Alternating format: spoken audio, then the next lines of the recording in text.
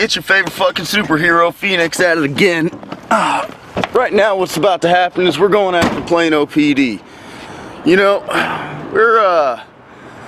we've been getting harassed and fucking put down and dragged down with these cops thinking they just run everything. And it's about time somebody stepped up, you know? We just gotta put an end to this. Nobody owes them anything for anything that they say you do, okay? I promise you. Right now, we're just gonna see how far we get on camera. Hey, how you doing? Great. What's going on? We are filming, by the way, so if you speak to me, you're gonna be on my YouTube channel. By the way, let me know how it goes in there.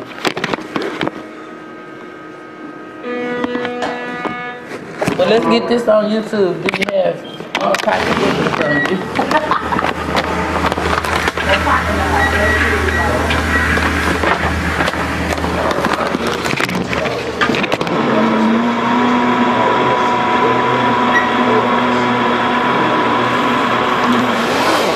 And you can say hi if you like. Hey! Alright. Let's see.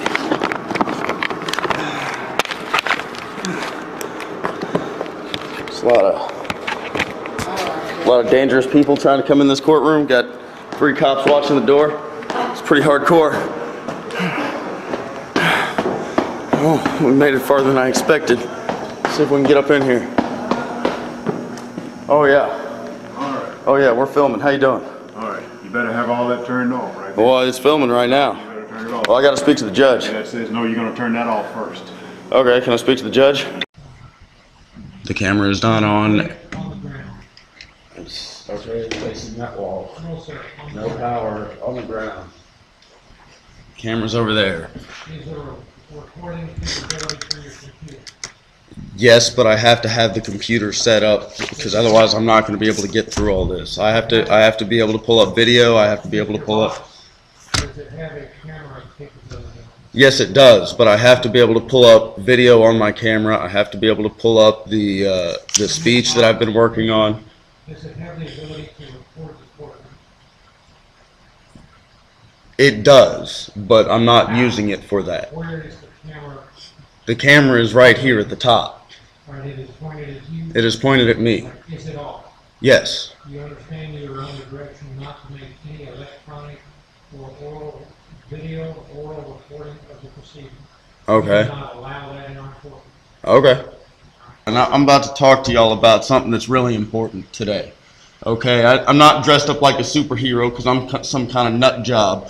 I'm here to talk about a serious issue facing our society. And for those of you that don't get picked for this jury, I invite the rest of you to all just stick around and hear me out because I promise this is so important.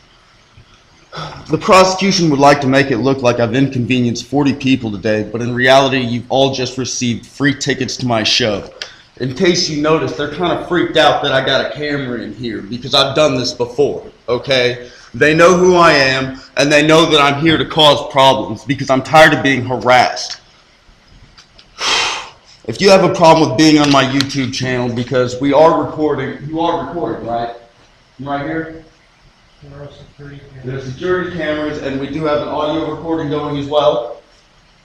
You started the recording since you've made me put my camera down? Okay. Now, I intend to expose a long-standing pattern of harassment I have endured from Plano's police department and explain to you in detail the negative impact of our justice system systematically enslaving our society. Do you realize how many tax dollars you would have saved if you paid for me to go to college instead of prison? This is the one single instance in the millions of people that get locked away every year you're actually going to get your money's worth anyway.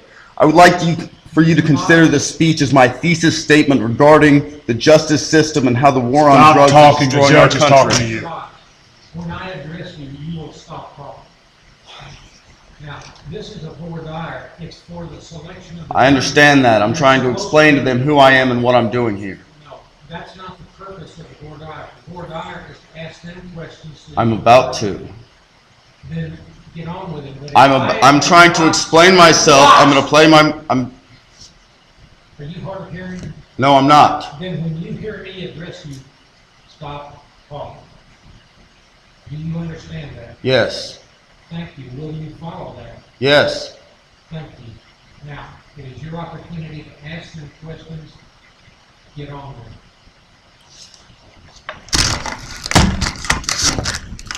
Can everyone see that my car is parked facing traffic? This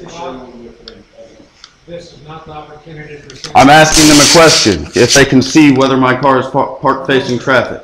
That is evidence. Okay. You know what? If anyone here doesn't want to be here today, please raise your hand and I will use one of my strikes to send you home. Other than that, any hands?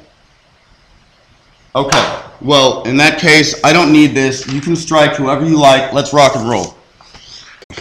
Enter a plea of not guilty.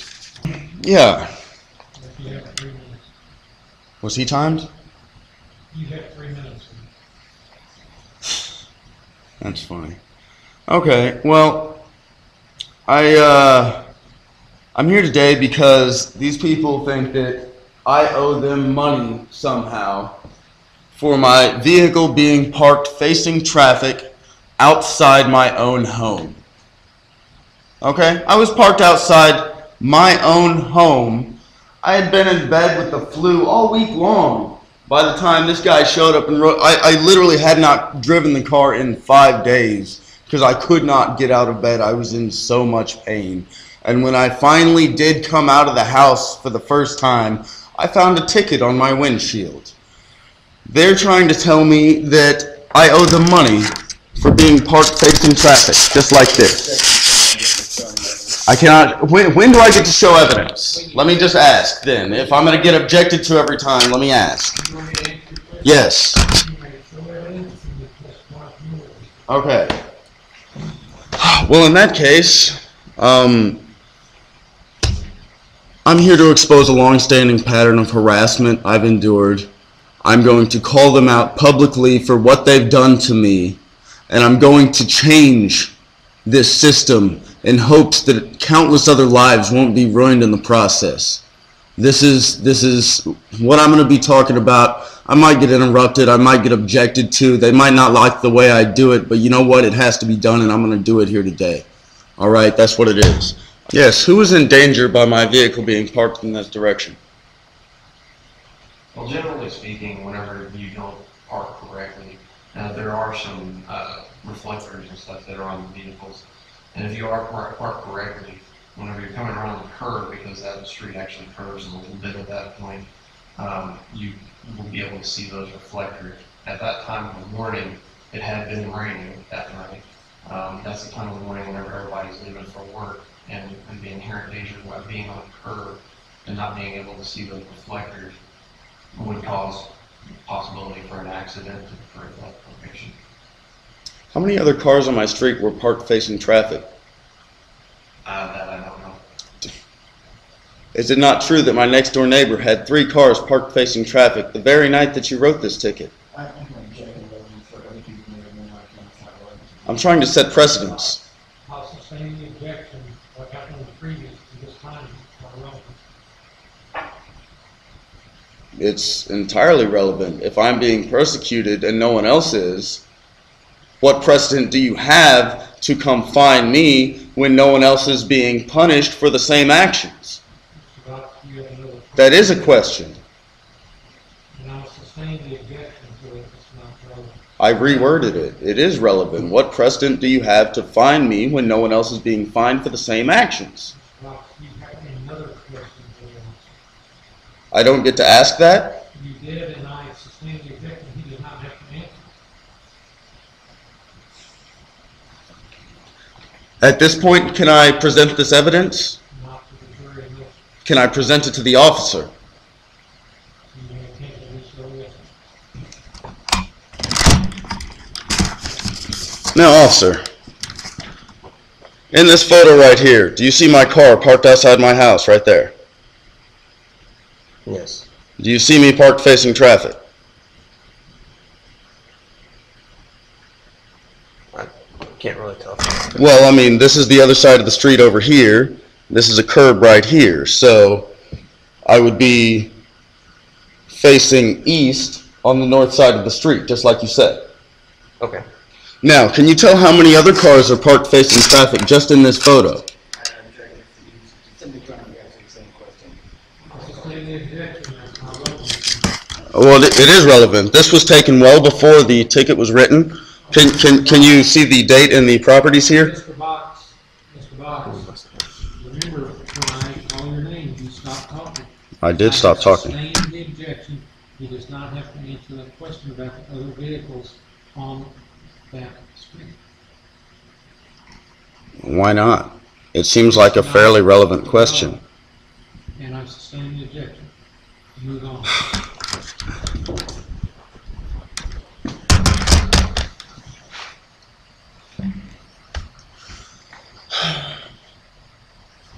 What was your name again? Officer Cole. Officer Fold. What were you doing on my street that night? I was doing my patrol duties. Why did you ring my doorbell? Rang your doorbell? Yes, you rang my doorbell. I never approached the house. You did approach my house. You rang my doorbell. I came down the stairs, saw the badge through the window, and walked back up the stairs. Why did you ring my doorbell? Mr. Box, look at me. So an objected to you arguing with the witness. I'm asking him why he rang my doorbell the night that he wrote me a ticket. And he said he did not. He did, though, because I came down and I saw him. You're arguing with his answer. He's perjuring himself. Ask another question.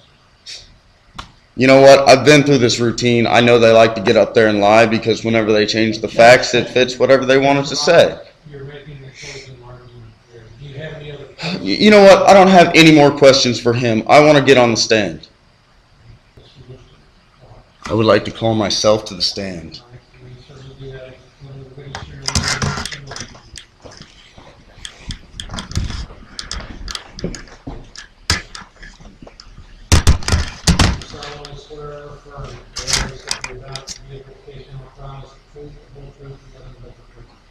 I do.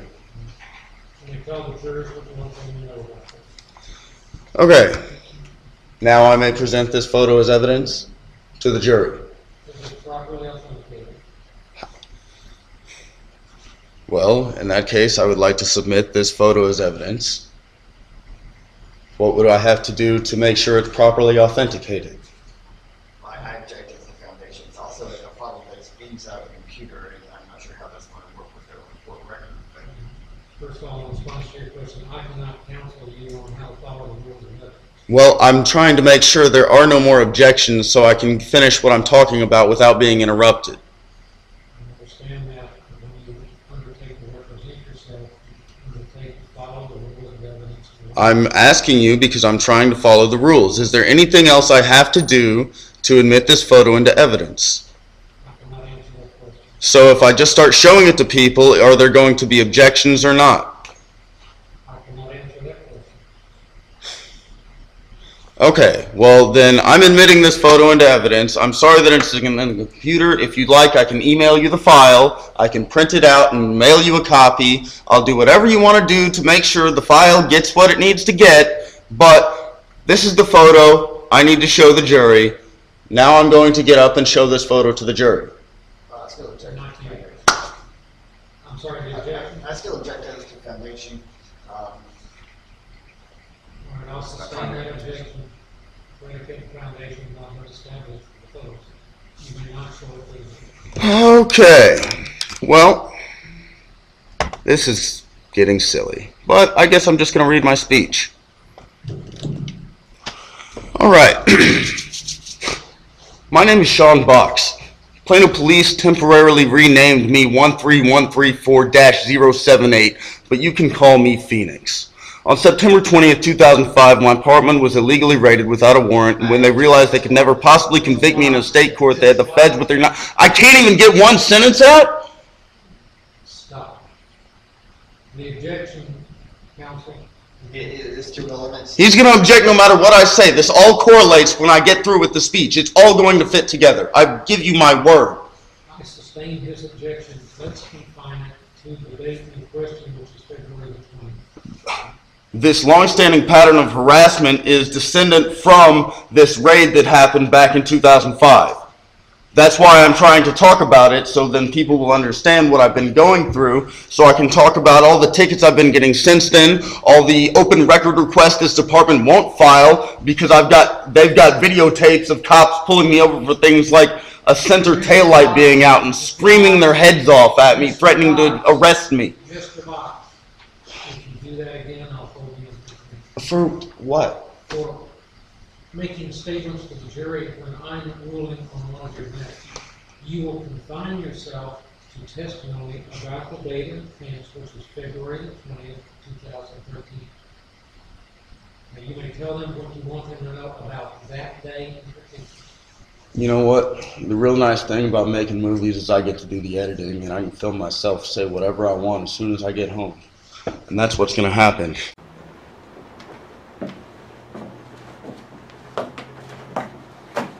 You think you can silence me? No. Before I was so rudely interrupted, I was trying to explain what these people have put me through. On September 20th, 2005, Plano police illegally raided my apartment without a warrant, and when they realized there was no way they could possibly convict me in a state court, they had the feds with their 97% conviction rate come scoop me up and ship me off to prison like my life never even mattered. I lost everything I ever cared about over that time, from my apartment to my kitties and even my first love. I was locked away and forgotten, but only once a man has lost everything can he become truly invincible.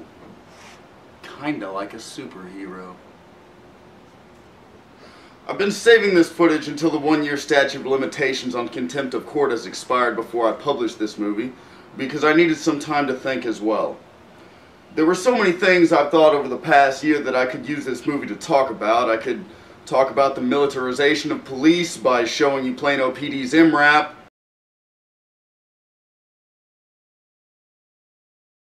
Or I could talk about how I forced Plano City Jail to change their food menu and start serving a chocolate granola bar with lunch and dinner to every single man and woman that goes through there, because I called them out for malnourishing inmates in my last movie, because they were serving 940 calories a day.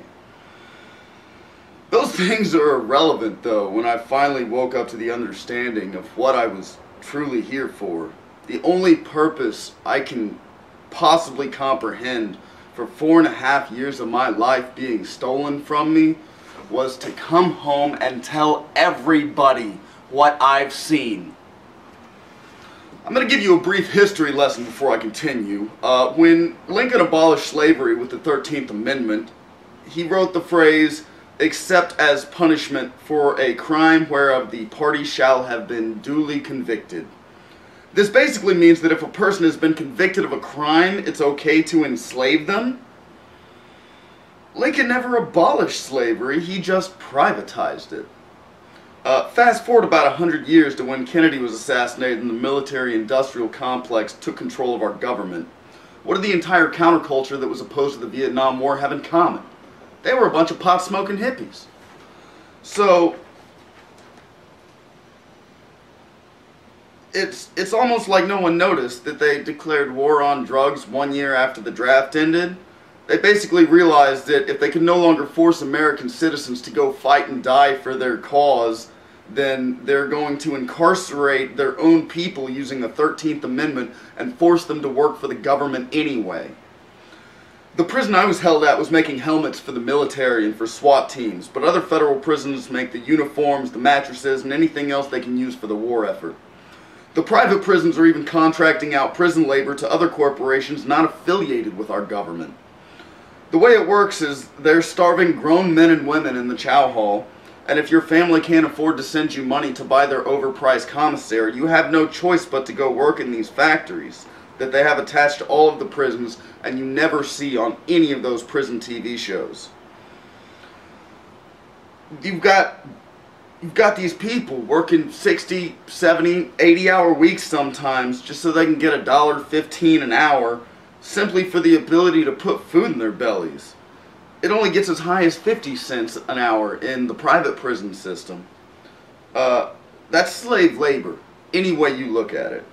the whole prison could be locked down because of a bunch of gangs stabbing each other, but the guys from Unicor still got pulled out of their cell every single day and marched down to that factory.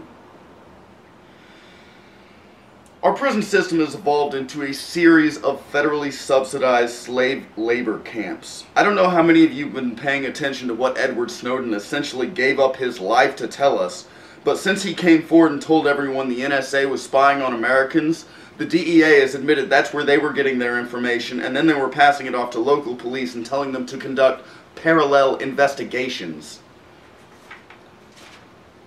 and bust people for minuscule amounts of drugs in order to stock our prison system with more Americans and keep the machine running. It's funny, just a couple weeks ago there was a movie released about Gary Webb detailing how the CIA was involved in importing cocaine and releasing crack on society back in the 80s. And just like him, I'm fully aware of the fact I could be killed for what I came here to say today. I came to the realization that it doesn't matter what they can do to me. It's about stopping them from doing this to everyone else. How can our government be playing both sides of the fence on this drug war issue? I mean, seriously, why do you think World War II was such a boom for the economy? I mean, it brought us out of the Great Depression. But that's because the American people were being paid a decent salary to do all of the work supporting the war effort.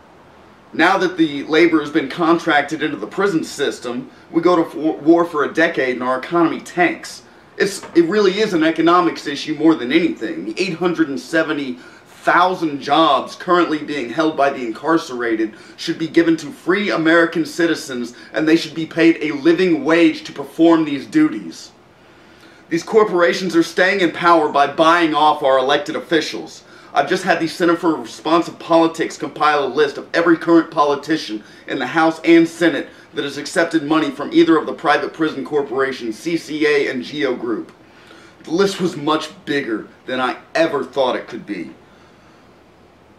But make no mistake, America, the people on this list, these politicians, are not here to help you. Don't vote for them. That being said, I believe it is a serious breach of ethics for any politician with the ability to vote on harsher sentencing laws to either own stock or accept campaign donations from either of the private prison corporations that are profiting from the enslavement of the American people. Your constituencies don't want you tearing their families apart like this. I've come up with a solution for the American people to fight back and put an end to this practice. I've just started a White House petition to change the 13th Amendment and abolish slavery in this country, even if the person has been convicted of committing a crime. I need 100,000 signatures by November 21st, and we can either force the closure of these factories and deal a major blow to the prison corporations' business models, or at the very least, we can force our first African-American President Barack Obama to explain to the American people why he doesn't think slavery should be abolished in all forms. That'd be cute. I obviously can't do this alone, and that means I need your help. The Phoenix wants you! I need you to not only sign the petition, but I need you to press the share button and put this movie on your Facebook, your Twitter, or any other platform you feel like can get the word out. I only got 7,500 views on my first superhero movie, so I'm going to need the help of everyone that is still listening to me to finish the job. This has to go viral, and it has to happen now. The election's in 2 weeks. If you or anyone you ever known has been sent away to prison, you know that this right here could change the world. The police have been using their divide and conquer techniques for decades, but it's time the American people stood together and said that we're not going to take this anymore. They're tearing husbands from their wives, they're taking children from their parents, and they're taking parents from their children. This is the land of the free. But They say they're putting cops in schools to protect in case of emergencies, but they end up spending all of their time picking on children to prepare them for the prison industrial complex. The America I grew up in is supposed to be pumping out winners, not dragging every kid down by having a business set up in not just every major city, but every single city across this country dedicated to enslaving their own people.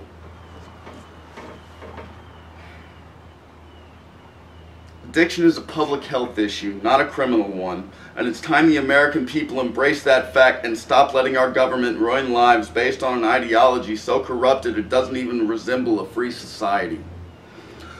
I'm officially calling out every single politician on that list, and I'm calling out any single politician on that list to debate me on this topic.